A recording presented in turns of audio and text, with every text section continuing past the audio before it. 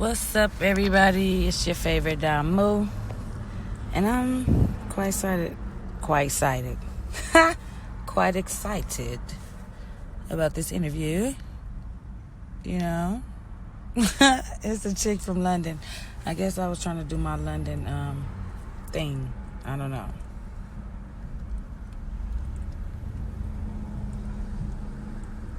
I wonder why. Oh, can you hear me? Hey. Hey. Yes, I can hear you. Can you hear me? Yes, I can. It's very loud and clear. Who am I speaking Perfect. And that's fine now. You speaking to Salome? Salome. Yes, Salome. Okay, online I'm known as Spectrum of Salome. Okay, that's fine. I like that, Salome. Well, I'm Lady Scrap. And peace, Lady Scrap. Hey. How old are you, Salome? I am currently 26 years old. 26. And where are you born and raised? Yeah. I was born in Kenya, and then at the age of, 8 or 9, I moved to London, and I've been living in London ever since. Really? Mm-hmm. Have you been back to Kenya? Yes, so I always go annually to Kenya. So yeah, I've been back. Okay. I literally just came back 3 months ago. Really? Yes. Do you want to move back or no? Oh, my days. Look, yeah, I've just been moaning about how I want to go back home. But it's so crazy. When I was in Kenya, all I wanted to do was come to London, and I manifested it. But now I want to go back home. So I hope I do manifest that. Really? What made Definitely. you want to come to London or go to London? So maybe because my parents travel a lot, so my grandparents travel a lot, and my dad traveled a lot, and he was in India and then went to London, and I just kind of was like, I want to go to London, because London is just, Kenya is colonized by the British, so we do idolize that. Like, wow, I remember having dreams about how white this place was. When I mean, wow. I had dreams about wearing white clothes, white shoes. My friends were white. The roads were paved white. Everything was just white. It snowed white, because obviously with the snow, and I didn't know how cold snow is and how awful it is. Oh, right. I hate it. But yeah, so I just kind of idolized that, and I just put it in my head. I made sure everyone in my community called me. It was something called Nya London, so it means that the daughter of London. So I made sure everyone called me that, and then I finally made it here. And wow. I've been here almost 16 years, and I'm ready to go back home. So yeah. What was it like growing up in London for you, though? Because you came at 8, so then you had your teen there, high school and all of that. What was that like? So it was interesting, because I had to learn some English, and like majority of my English I learned here. So learning new words and having different groups of friends. So I remember having just a white group of friends, and that was no different to me, because in my family, my grandma hasn't taught me, about white people, black people, because everyone in my country is black. Everyone in my tribe is black. So majority of the lands there are black. But I didn't question when I saw other races when I was younger. Okay. So when I got here, I'm obviously the minority, right. And that was really prominent. And people would make fun, but I wouldn't understand why they were making fun, because I don't obviously understand what you're saying to me. I didn't understand how rude, things like, girls in like my age at that time would go to the park and like give head to guys. And I remember this so prominent. I was like, yeah, I do that, but I didn't know what the hell. Right, I'm like, wait, what? Yo. That's what I'm saying, like this little trickery, things that you don't, because you're coming from a different culture, you don't know these things, but then when you get to learn it, you're like, what? So yeah, wow. That's how growing up was. It was very mischievous. It was very interesting. I don't think I understood when people made fun of me. It didn't really affect me, not mentally or emotionally, because I didn't understand. Okay. But growing older now, being in London and going through college, uni, and just work, you definitely look back, and you definitely everyday experience why you want to go home. Okay. Okay. Because you're just constantly reminded of certain things. Right. Okay. Yeah, and just certain things just they don't make sense. And when you try to have a family, I guess the apple doesn't fall too far from the tree, because I just want to have a family like how my grandma has a family, somewhere secluded in some large land that no one can tell you anything about, but your own laws that govern there. So I appreciate that. I appreciate that out of her. So yeah, I definitely. And sunshine is so important, just for health wise. The food is more vast. The people look like you, so it makes sense. So it's like gloomy there a lot? Say that again, my love? It's gloomy there a lot? You said the sunshine. Ooh, yeah, in London, we have like a type of weather. It's the cold, it's very cold, and majority always very cold and grey, because it's a city. And obviously loads of grey. But when it's sunny, it's maybe sunny for a few days. But what's so crazy about that? That's not how when I came to London. I remember coming to London, and that summer, I remember my grandma from Kenya was like, "Oh, it's gonna be so cold. Wear this coat." And I have pictures of all coated up coming to London. When I got here, it was one of the hottest summers they were experiencing. So there you go. I was like, what's going on right now? So it was such a, they do have like really great summers when the summer does want to come, but it doesn't last long. It's not like in America where you guys have like your summers are summers. Like New York has a good summer and it has a good winter, so you know what to expect. But here it's like, wow, yeah.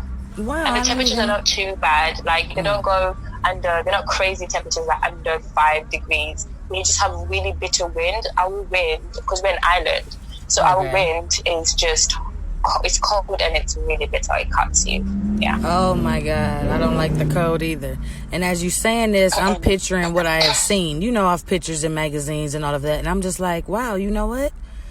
It's like an overcast in these photos. It's not sunshine and bright. It's really not.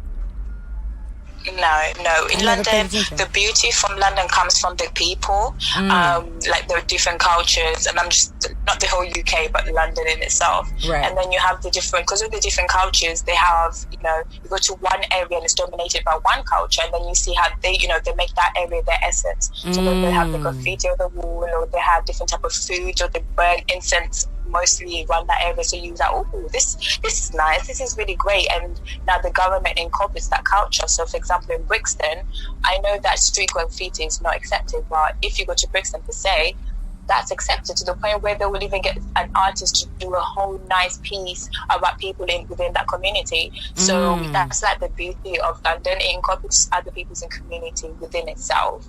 And I feel like that can take away for the weather, definitely.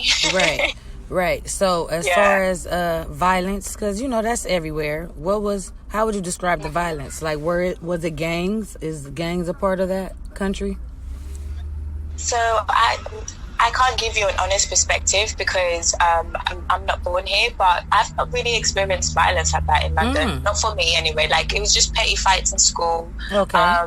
But I do live in a city where violence is high. I've lived in an area where people get killed, and but it's not. For me, to be honest, I've never really encountered it. Really, the worst violence maybe I've encountered was the riots, and I was cool in the riots, but I was having fun. I was like, yeah, man, look at all these people, like, yeah. it was like a carnival for me, but yeah, I've never really. But when I speak to other people, my friends, and then you look at, hear different artists who come from these places where they're born, you really get a really good perspective. Like, wow, like, okay, this violence comes from that. They have a different stem, because certain things I still don't understand. It's still a different culture for me, and I'm still growing in this culture. Right. And because I travel a lot as well, it changes how maybe I'm approached, or your perspective, all of that. Yeah, all of that. I get you. I'm with you. Trust me, I get you. Yeah. What do? You said you travel a lot. Okay, so I model, so I'm signed with a model agency. So yeah, we give thanks. Wait a minute, so and then say that again. You always wanted to get into that industry, or how did that come about? Okay, so with modeling, to be honest with you, that's definitely something I would say like my mom put that into me and my aunties. Like, I'm tall, I'm slim, I'm beautiful, I've got the figure, but I don't really care for it as much as I do for my actual career, like healing works, with astrology and yoga. If it wasn't for astrology and yoga, I'd be a nutritionist. If it wasn't for that, I'd be an anthropologist. I'll be within a service for people. That's always been my love in. But then, when you're beautiful and you can make money from just standing there, well, it's more complicated than that, trust me. But you can be paid for just being you in the aspect of beauty. Then yeah, absolutely. Because my mom was a model and also my auntie was a model, so it was programmed into me. Even with healing, it's within my family, so also that is programmed into me. Oh wow! But with modeling, I wasn't very interested as I was with the other aspects. So, are your friends Kenyan, or you have a mix? It's mixed. So yeah, in London we have mixtures of friends. I have a mixture of friends. I have friends from the Caribbean, friends from London, friends from Nigeria, friends from Ghana, friends from Congo, friends from France. You have friends from because friends from everywhere. I asked that because over here in California, from what I see, Nigerians, Kenyans, they don't mess with us. They stick with themselves. You have Kenyans in Cali? Yes, we do. They stick with each other. They don't mess with us at all. Like they not our friends. Why? What's that all about? Because I always feel that what is that tension all about? That's so weird, because there's maybe I'm in my own little bubble, but I think there's still a tension even with different groups of people within the Black community that doesn't make sense to me. Right. Completely doesn't make sense to me. And in Texas they do, because I've lived in Texas for a while off and on, and there's some Kenyans out there, Nigerians and Jamaicans as well, and they interact with the Americans like it's not a problem. Right. I don't know what the problem is in California. It might be us, because we definitely got a chip on our shoulder, and I don't know why, but our stereotype is we are not welcoming. We're not hospitable. So that might be it. That might be it. As I'm thinking. I'm going to come to Cali, and then after that, I will definitely give you a review about how I've been treated. But maybe they'll treat me a bit better because I've got the accent, British accent. But maybe they might not. So I might get back to you on that, because you seem very lovely. I will definitely be checking, because as you say, that may make a difference depending on how you interact, how you're approached. It just depends. In my field of work, on what I do with security, I run across all types of people.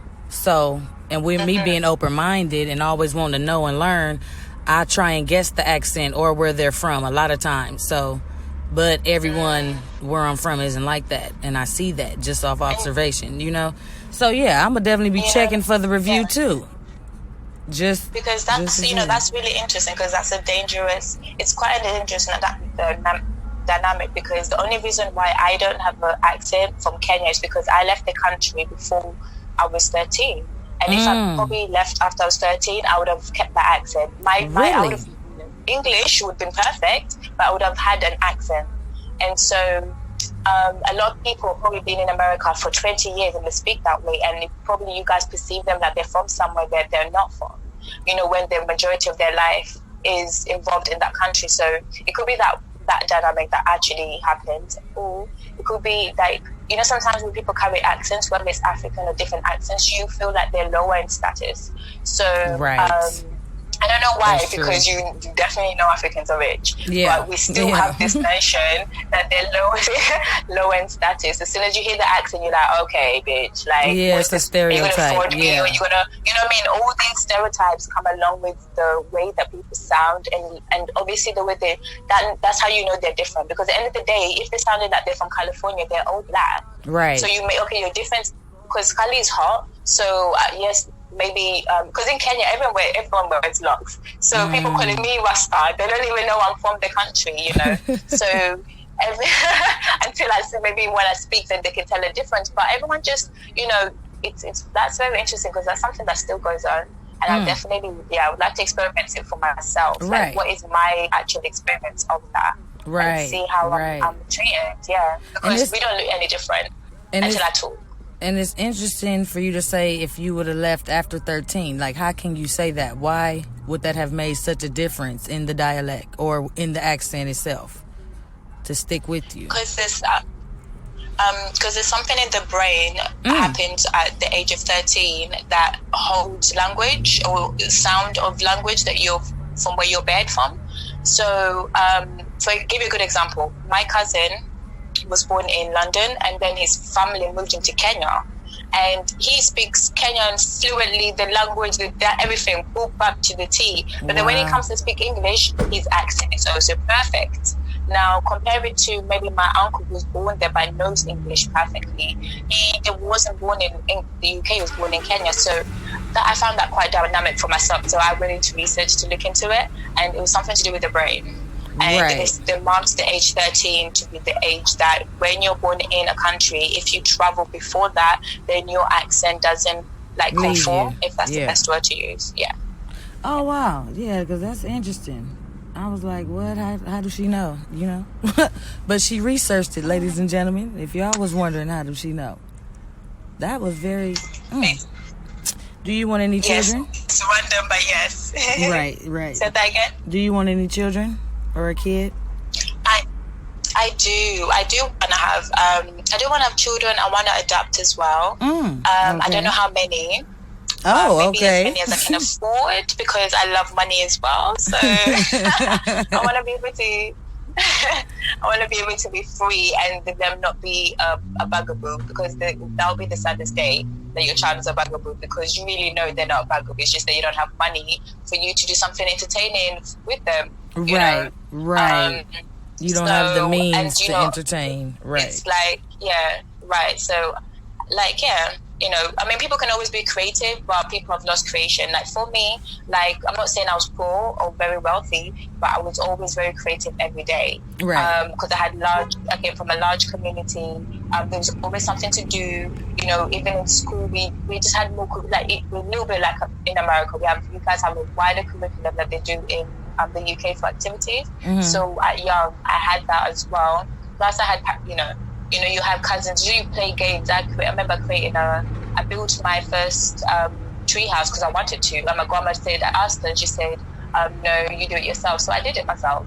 Okay. So, and I could do it myself. That's the thing, the opportunity was there. Right. Could you imagine the opportunity where a child has an idea and they can't express their idea? That's frustrating for both people. It is. So very. Right. So I built it. I didn't like it, and then done. I know I can do it. Right. So you just have to. I need to have a space where I have children to be able to afford that for them, and I know that money definitely matters. But I love money also aside from that, because it's a beautiful entity, and I don't want to chase it away. So yeah. Do you have any other siblings, brothers, sisters? Yes, I do. So I'm the oldest one, and then I have my sister in the middle called Trudy or Gertrude. But Trudy is so amazing. She can sing, Oh my God, my sister can sing. Let me tell you, compose music and sing as well. My sister, I need to interview her. I don't know if it's Mandarin or one of those languages there. She learned it, but she was born here. That's what I'm saying. It's just interesting. London is so it's so weird. I'm so dual with this place because it's so beautiful as well. Right. But yeah, so she learned so many different languages, and she can do music and compose, and her voice is naturally hers. But when it comes to the other things, it's she put in an external effort into that. But yeah, that's the element of her. And then I have my youngest sister, Bessie, and Bessie is just, Bessie's going to be the richest one. She's going to be the richest one. Yes. Shout out to Bessie. Yes, because Bessie, you're definitely going to be the richest one. When it comes to finances and being careful and knowing when enough is enough, that kind of discipline goes far. She's frugal. All of us will be broke, and she has money, and she's the baby. Yeah, so, she's very frugal. Okay, I got you. Give thanks for them. Yes. Okay, so it's all girls though. Yes. Oh yeah. My dad got all girls. Yes. That's how I am. I'm the oldest, and there's 2 more girls. Oh, beautiful! Wow. So there's 3. Yeah, it's 3 of us as well. And that's beautiful. That's beautiful. Do you all come from the same, like, do you all live in the same states now? Yes, because the age gap is very, very interesting. I'm 32 and a half, and my sister just turned 22, and then it's another sister that will be 12. So, yeah, we're all still close to home, close to mom. No one's an auntie, no one has had any kids, none of that. But the middle child, my little sister, I look up to her. I want to be like her because she's really on the right path, like she's a good example for the younger youth or her generation. Now, what's a good path? What does she do? Tell me. She has 2 jobs. She's not caught up in the gang life, the gang culture. And with me being her older sister, it would have been very easy for her to get caught up in the gang culture, the gang life. She didn't. She doesn't have any children. She graduated high school. She has a website. She does poetry. Damn, she's got a website. Ooh, yeah, that's why I'm like, she really popping. Yeah. I got this podcast and don't even have a website. Like, yeah, she really popping. It's a lot of good attributes about her with her being in her young 20s. She doesn't smoke. She doesn't drink. Also, Damn. I think her addiction is tattoos. Other than that, she's pretty all right. She really is. Yes, she definitely is. Give up to sis. Right. Shout out to the internet auntie. I love to hear more successful people. I love that. Right, within our culture, just because we're black, Always positive. Oh, man. She's sharing a light for all of us. Give thanks. Exactly. Something to look forward to, or to just know you don't have to be a product of your environment. Yeah, you don't have to be a product. Right, we're not, you're not alone. Yeah, we're all doing this, and it takes a human to sharpen a human. Exactly. It takes an iron to sharpen an iron. So, because I loved how you said you manifested it. From in Kenya, you manifested where you wanted to be, and you had people helping you keep that as your goal, as your dream, till it became true. And then now, who knew about that? I didn't study about manifestations when you're young. When you think about certain things, like when you overstudy, sometimes you just gotta feel and do what's right, because you just felt like maybe saying this 10,000 times it might come true. Because to me, I grew up in an SDA family, Seventh-day Adventist, so they prayed a lot. So I knew that if that was Salome, y'all. Salome, out of London. By way of Kenya, out of Kenya by way of London. Hit your girl up, hoodchicks35@gmail. Follow up, subscribe, comment. Y'all love that accent, don't you? I know you do. It's your girl, Lady Scrap, your favorite damo from the West Side Fruits. You can't know yourself without having the external help you know yourself. Right. If you was alone in the world, you wouldn't know else. That person alone wouldn't know themselves until another person had to come through. But like, oh my God, yeah, you have long hair. No, you have short hair. No, you have tits. No, right, it makes sense. So, trust me, it makes sense. Yeah, we need that. I thank you. Thank you. Yeah, that's beautiful. Thank you. I thank you so much. I don't know what time it is there, but you probably ready to go to bed. But I thank you for taking time out to do this. Oh, thank you for calling. I love this. It's so beautiful. And I'm very honored, by the way, because I just thank you. Yes. She said I'm honored, by the way. Where do people find you? Where do we